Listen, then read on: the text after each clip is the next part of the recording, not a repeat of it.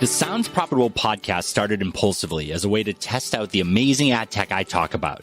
It's always been important to me that the people who talk about the technology know how to use it hands-on and absolutely know what their clients experience. Now, after 30 episodes and just finishing up our first year of Sounds Profitable as a newsletter, we're taking a month to completely reformat and improve the podcast to make it a better listening experience. For the month of September, I wanted to share with you 4 episodes you may have missed. And of course, ask you to please take our survey at podcast.study/soundsprofitable. Without your feedback, we couldn't have made the improvements we're planning, so please keep it coming. This episode is brought to you by Magellan AI. Which industries are growing the fastest in podcast ads and how are they spending? For more information, go to magellan.ai. Moomal Shaikh of Oracle Moat joined me in March 2021, and we had an absolutely amazing conversation about brand safety. Insight from outside of the podcast industry is absolutely how we're going to grow, so definitely check this episode out. Well, thank you so much for joining me here, Moomal. We're going to talk today about brand safety. The article I wrote a little while ago was Brand Safety is Here, Let's Use It.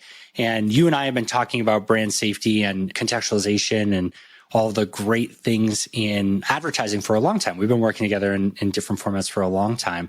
Mm-hmm. But, I want to highlight you here. You're from Oracle Moat. You're a senior product manager on a team that really digs into these features. And you're pretty much an expert on it. And I think that what you can explain to the audience here and what we can go over can be a great extension, because I think a lot of us in this space in podcasting are kind of brought up from podcasting and into advertising. Yep. Whereas I think a lot of other mediums, like what I'm realizing is that you could hire an advertiser in another medium and you could from digital display, and then they can move over to digital video, or programmatic is transferable between them. But podcasting is different.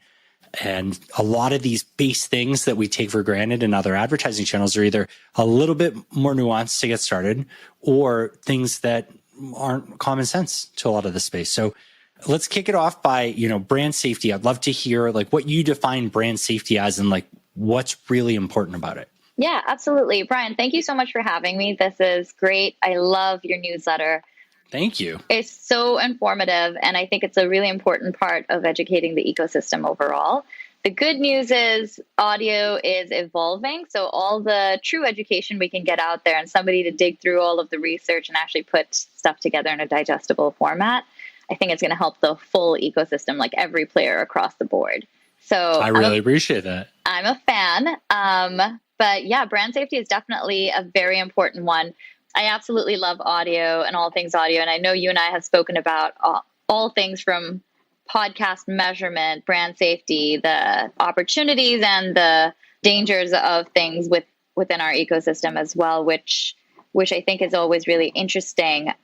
So I think just starting off with what brand safety means, it's interesting because it's oftentimes just considered certain keywords that should be avoided and certain genres, and then you get full categories of things that are completely avoided.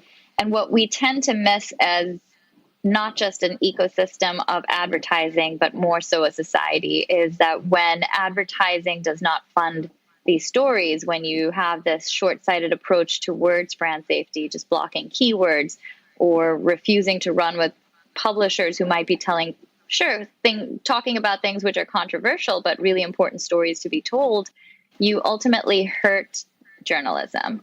So brand safety right now, I think, still has a lot of work that can be done and has to be a little bit more thoughtful.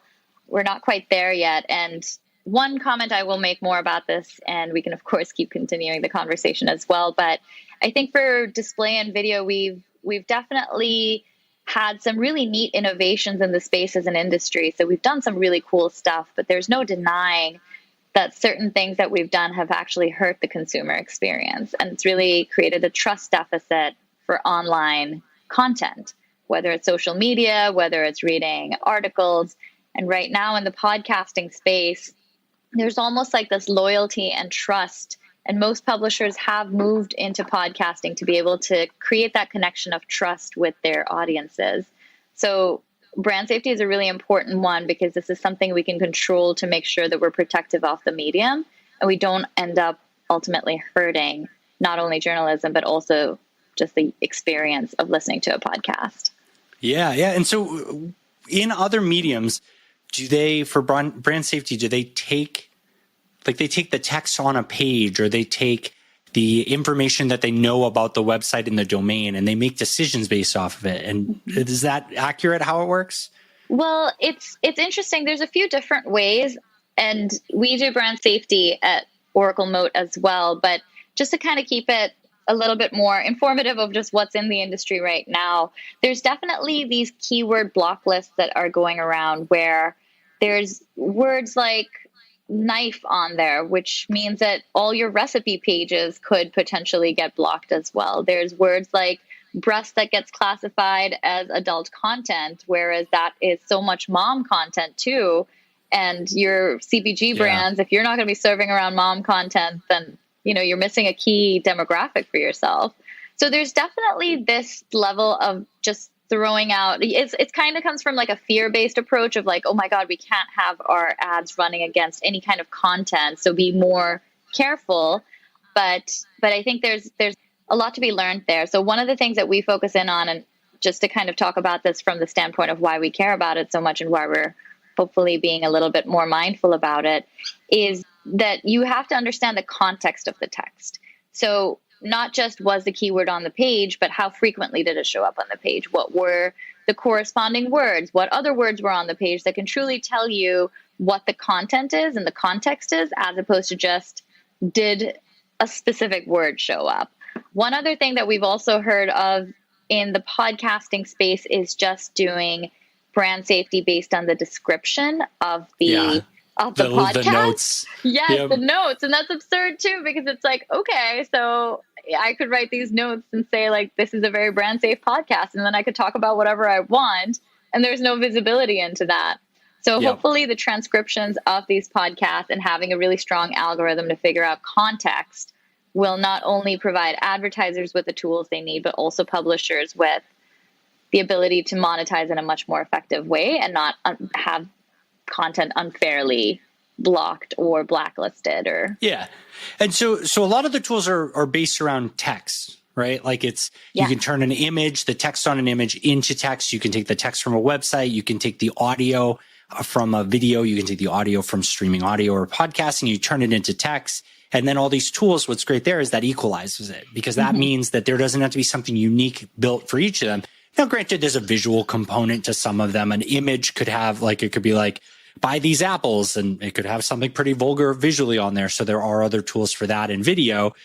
But in general, what's cool about this is that podcasting, by transcribing it, puts it in the same classification, the same ability for this already mature technology that exists to be applicable for podcasts, like the podcast transcript, right? So the brand safety technology doesn't have to start from square one. That transcript can be fed into these same types of machines.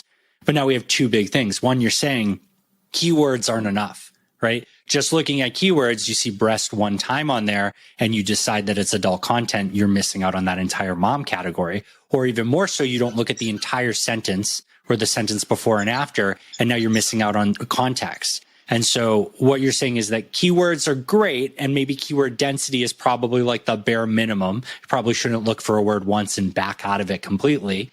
But the next part is actual contextualization, and not just calling keyword density contextualization, which is looking at that whole sentence, looking at how it's used, and applying that. Is that accurate? Yeah, absolutely. And then it's also just the frequency with which it shows up. And there's so many things that inform the context. I think a starting point, sure, we can talk about like higher level genres and categories, but it kind of goes back to what we were talking about earlier too, Brian, like completely avoiding news. That's dangerous for us. Or what happened when COVID started, no advertiser wanted to be surrounded around COVID content. And it's like, well, that's everything. There's no content. Yeah. I mean, even in the podcasts, at the start of podcasts, I remember when I was at Megaphone, we got requests to like block that for their Megaphone targeted marketplace. And it was hard to explain that, like, sure, we can read through the show notes, but the reality is any podcast that is talking about things day in, day out is going to say something about COVID because the world changed. Right. I mean, as we're recording this, we just had the insurrection at the White House and like the attempted coup. And that's like, that everything should be covering that. Even my joke podcast, even the Dungeons and Dragons podcast that I listen to, if they're not making a comment about it, they're not real and relevant, and they're not people relating to their unique audience. So you're super right. If we just look at that and we say we don't want to be around any of that content, the most important thing we're doing is we're telling news organizations, hey, you can't monetize that. And if they can't monetize that, how do they fund more journalism like that? And we end up with a really skewed environment because only the people who want to push a specific narrative can afford to fund news. Absolutely. Because advertising isn't available. So that's a good thing to keep in mind, right? For advertisers that are listening to this, that you can't just focus on the things you don't want to be around and make a blanket statement. You really need to be pinpoint accurate on what you don't want to be around with it. Absolutely. It's interesting because genres could be a good place to start as a very high level. So yes, the news genre does tend to have higher amounts of potentially controversial, potentially damaging content to your brand. But it goes back to that exactly, right? So when you want to reach a certain audience, people are going to be reading this kinds of content. You just have to be a lot more mindful, and it can't be just like a spreadsheet without really thinking about it. You have to really think about the impact that you can have on society and how society stays informed. So there's, of course, understanding the context, which is important, but then there's also beyond that understanding as an advertiser that certain stories need to be told, even if the context can be potentially, I don't even want to use the word damaging, but it's just like there could be some sort of brand equity relationship attached to it or something that could impact the way your brand is viewed. But those are certain risks that you have to take if you want to help sustain the ecosystem of journalism and storytelling and creative process. And I mentioned creative process because another thing I had learned earlier this year was genres of hip hop and rap being blocked by certain advertisers. And it's like, well, I mean, you might just be missing out on people who are at the gym trying to amp themselves up, or sometimes even early in the morning or before a meeting. Yeah. And I think that one of the things you and I had talked about before was tone, right? And when I think about this, everybody in podcasting for brand safety is so focused on turning the spoken word into text and then running it through these processes that exist. And you can infer meaning and context in text, but are there tools out there right now for brand safety that take audio and actually can infer tone from the audio or from the video? So as far as I know, there's no good tools out there. I think there are some who are trying to build it. It's a complex problem. So when you think about sentiment and tone of voice and things like sarcasm, if I'm like, I love something. And it's like, well, on text, that means you truly do love something, but you can't really infer that. At the moment, I would say that there's no good technology in the space that can truly capture that in an effective manner. And one of the things that we, I think, as an industry have to be mindful about, again, is to be very transparent about that. Because if there is a solution that's not working effectively and ends up penalizing the publisher space or the podcaster just based on inaccurate, misclassified information, that's again hurting that ecosystem and goes right back to the consumer. And it's kind of just a vicious cycle at that point. Yeah. And it sounds like we're at a point where we're really prepared for keyword brand safety to be on the chopping block. It sounds like people are starting to recognize how it was what we needed at the time.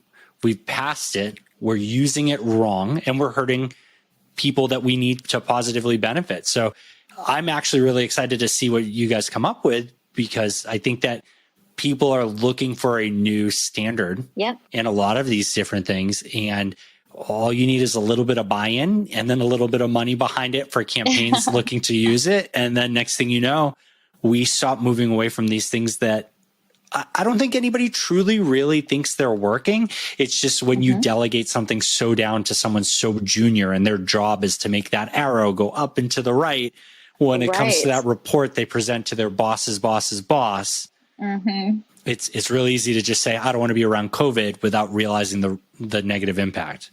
Absolutely. And it's also interesting because when we think about brand safety, something else that we've been really focusing in on, especially for the podcasting space, is to shift that narrative from brand safety to brand suitability. So that same methodology that we're using to help identify is this falling into these categories of the dirty dozen for IAB, for example? It's also understanding what are the other categories that show up. So this is helping unlock additional podcast inventory and encourage discovery and monetization of additional podcasts as well. And an example I like to use is for, let's say, an airline. From a brand safety standpoint, sure, you don't want to be surrounded around content that has to do with plane crashes, drunk pilots, lost baggage, flight delays, sure. But on the flip side, instead of just being able to serve in traditional travel category podcasts, what if we unlock inventory for you in the tech category podcast that is talking about the best gadgets to take with you on vacation, or something to do with health, or to do with mindfulness, or finance? There's so many avenues that you can reach your audiences in much more creative ways. So having that ability to also unlock additional inventory through that contextual intelligence will, again, evolve that ecosystem and give other podcasts an opportunity to also be heard and have this connection with the brand, which is the positive impact for both players. Yeah. I think I'm more keen on contextual targeting than I am on brand safety. Absolutely. Because I like the additive instead of the restrictive. Yep. But yeah, I mean, I think that's the truth of it. Sometimes we gotta, the carrot and the stick, we gotta try and get the advertisers in here. And when we say, hey, it's safe, we can block stuff, sometimes that's what they need to hear to start. Yep. But when we are able to pivot and say, hey, let's focus on where you fit more than where you don't fit. I think that's where we really have a lot of success. Yeah. We've been talking to a lot of advertisers who seem really excited about that idea. And I think it also comes down to the fact, and I know I keep going back to this, but ultimately we're all consumers at the end of the day. We're all listening to podcasts. We love content of certain kinds. So there's also this understanding that there is a responsibility everyone has in the ecosystem to make this thing work. And in order to do that, they want to be able to continue that monetization of these stories and monetization of podcasts, but having that level of transparency, some level of control when things don't go right, but at the same time also understanding that, yes, this is something we can move forward with in a more, as you mentioned, Brian, additive way instead of extremely restrictive, where the impact of that has been seen in many different ways before. So I think it's kind of like cyclical at this point, and hopefully we're headed towards a better part of how to think about brand safety and brand suitability. We're hopeful. Yeah, me too. And so, I think that brand safety overall is going to go through a lot of improvements. Yeah. But what are your thoughts on what we're going to see in 2021 from brand safety in podcasting specifically? Yeah. So I think in 2021, we are going to see the first few really effective ways of doing brand safety. I know there's a few vendors in the space who've already been trying to do it. And I'm sure their methodologies are great. And it's kind of a collaboration of the industry coming together and finding ways to improve solutions.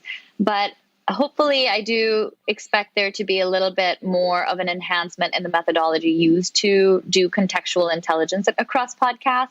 So that is going back to finding the context and going well beyond simple one-to-one match with keywords. That's going to be the first one, to better understand the taxonomy of different publishers' inventory. Then, of course, building out those solutions to be able to target in some way, doing it a little bit more effectively.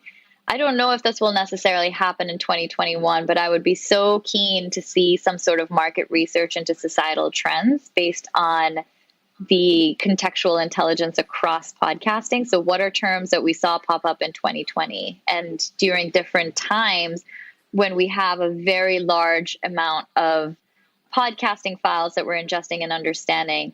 What does that translate to understand what was happening in society and how that impacted the stories that were being told at the time? What stories and what categories started talking about something else? I think we might be a little bit of a ways from that, so maybe the end of 2021, but it's definitely something the larger podcast players who own so much inventory or have the ability to provide that level of information, they could truly tap into there as well. So from a brand safety perspective, I'm thinking that's going to be the next step. And then evolution will continue towards better understanding sentiment and tone of voice. What is the AI methodology that can be used for that?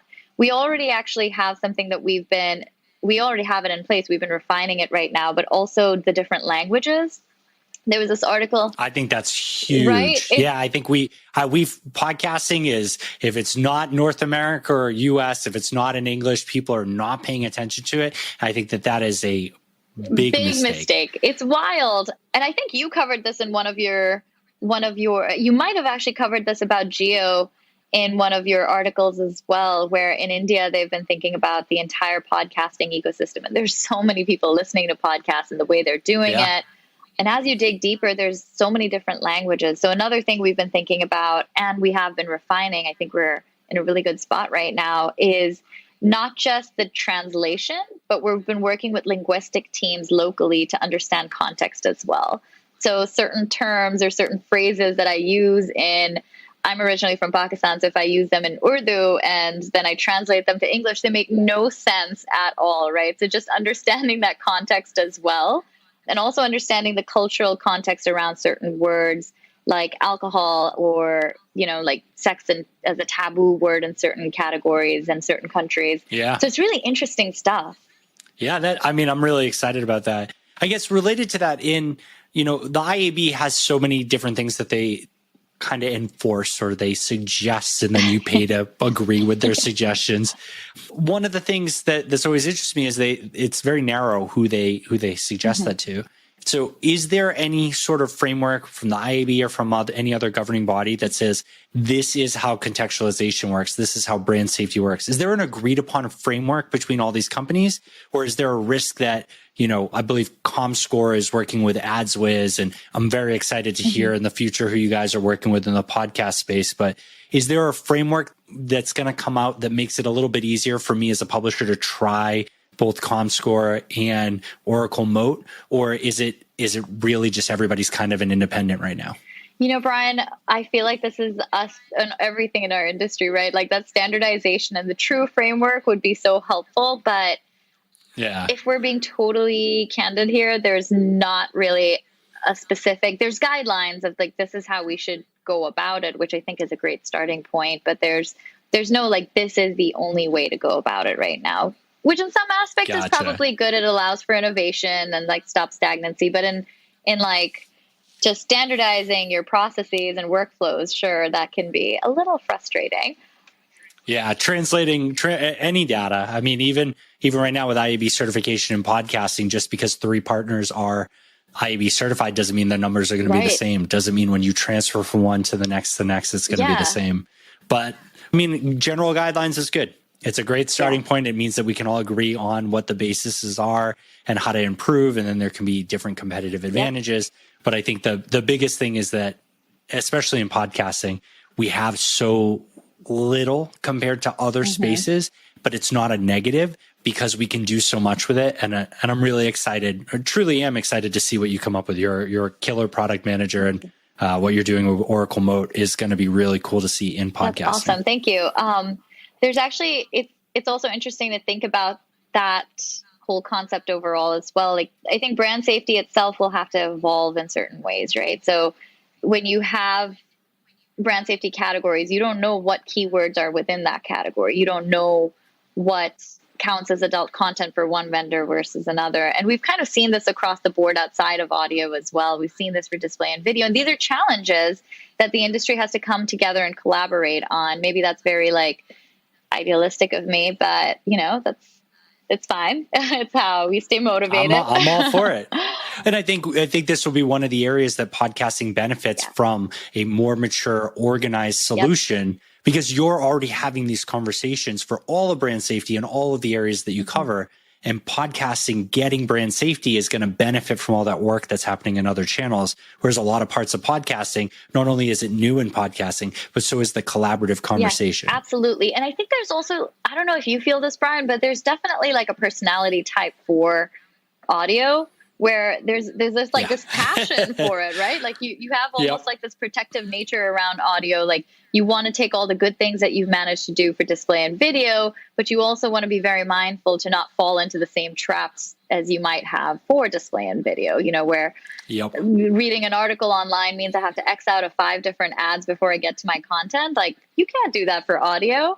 And it's interesting too, because audio is very, it's a very intimate platform, right? So it's finding ways to create that connection with your audience through music. It can completely alter your emotional state, and it can also totally alter your experience.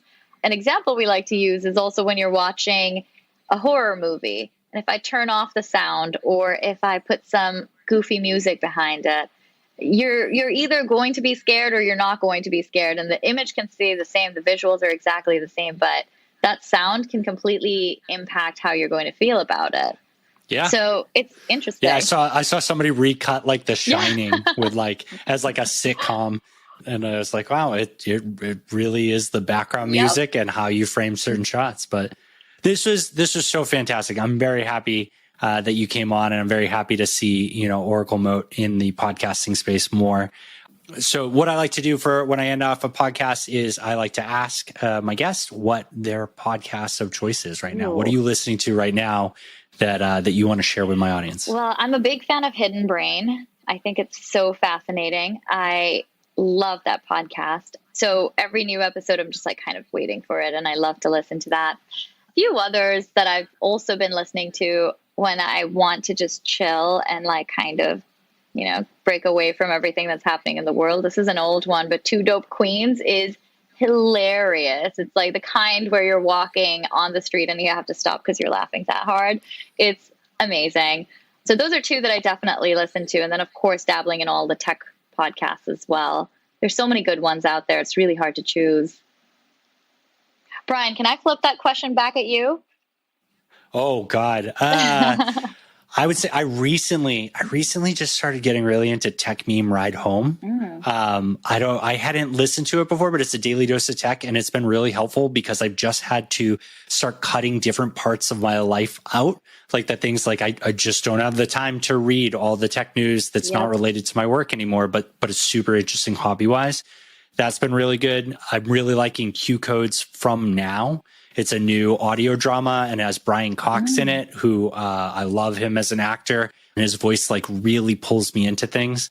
So I would say that those are my current like go-to right now. And I love that. Yeah, Q Codes From Now doesn't come out often enough. Yep. I guess the last one that I was pretty like, I think I heard all of them as soon as they would come out was, of course, Michelle Obama's podcast too. She's just so great. There's so many emotions going through each one of those episodes. I'm a fan. Those were pretty good. Yeah, those are great. Well, thank you again so much for joining us, and I hope to have you back on a future episode. Yeah, absolutely. Brian, thank you so much. This is great.